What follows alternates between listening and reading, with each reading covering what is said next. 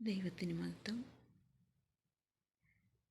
വിശുദ്ധ ബൈബിളിലെ ഓരോ വാക്യങ്ങളും നമുക്ക് ജീവനും ചൈതന്യവും തരുന്നതാണ്. എന്നാലും നമുക്ക് 91 സങ്കീർത്തനം വായിക്കുമ്പോൾ ഒരു പ്രത്യേകമായ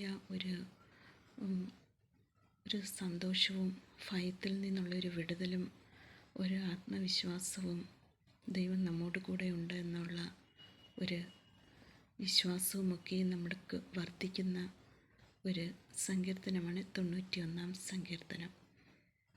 ആ സങ്കീർത്തനം നമുക്കിന്ന് വായിക്കാം. 91 സങ്കീർത്തനം.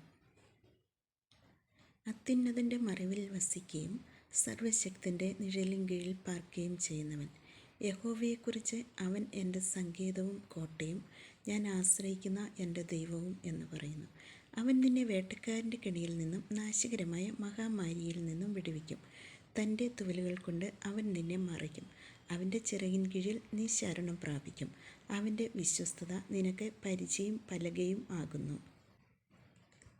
രാത്രിയിലെ ഭയത്തെയും പകൽ പറക്കുന്ന അസ്ത്രത്തെയും ഇരുട്ടിൽ സഞ്ചരിക്കുന്ന മഹാമാരിയെയും ഉച്ചയ്ക്ക് നശിപ്പിക്കുന്ന സംഹാരത്തെയും നിനക്ക് പേടിപ്പാനില്ല. നിന്റെ വശത്ത് 1000 പേരും നിന്റെ വലത്തുവശത്ത് 10,000 പേരും വീഴും, എങ്കിലും അത് നിന്നോട് അടുത്തു വരികയില്ല. നിന്റെ കണ്ണുകൊണ്ട് തന്നെ നീ നോക്കി ദുഷ്ടന്മാർക്ക് വരുന്ന പ്രതിഫലം കാണും. യഹോവേ, നീ എൻ്റെ സങ്കേതമാകുന്നു. നീ അത്യുന്നതനെ നിന്റെ വാസസ്ഥലമാക്കിയിരിക്കുന്നു. ഒരനർത്ഥവും നിനക്ക് ഭവിക്കുകയില്ല, ഒരു പാതയും നിന്റെ കൂടാരത്തിനടുക്കുകയില്ല. നിന്റെ എല്ലാ വഴികളിലും നിന്നെ കാക്കേണ്ടതിന് അവൻ നിന്നെക്കുറിച്ച് തൻ്റെ ദൂതന്മാരോട് കൽപ്പിക്കും. നിന്റെ കാൽ കല്ലിൽ തട്ടിപ്പോകാതിരിക്കേണ്ടതിന് അവർ നിന്നെ കൈകളിൽ വഹിച്ചുകൊള്ളും. സിംഹത്തിന്മേലും അണലിമേലും നീ ചവിട്ടും. ബാലസിംഹത്തെയും പെരുമ്പാമ്പിനെയും നീ മെതിച്ചു കളയും. അവൻ എന്നോട് പറ്റിയിരിക്കയാൽ ഞാൻ അവനെ വിടുവിക്കും. അവൻ എൻ്റെ നാമത്തെ അറിയിയാൽ ഞാൻ അവനെ ഉയർത്തും. അവൻ എന്നെ വിളിച്ചപേക്ഷിക്കും, ഞാൻ അവന് ഉത്തരമരുളും. കഷ്ടകാലത്ത് ഞാൻ അവനോട് കൂടെയിരിക്കും.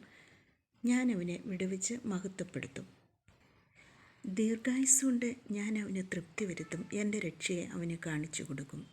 ആമേൻ. ഈ സങ്കീർത്തനം എല്ലാവരുടെയും ജീവിതത്തിൽ അനുഗ്രഹത്തിനും സന്തോഷത്തിനും കാരണമായി, ഈ പുതുവർഷത്തിൽ അനുഗ്രഹത്തിനും സന്തോഷത്തിനും കാരണമായി തീരട്ടെ എന്ന് ആഗ്രഹിക്കുകയും പ്രാർത്ഥിക്കുകയും ആശംസിക്കുകയും ചെയ്യുന്നു. ആമേൻ.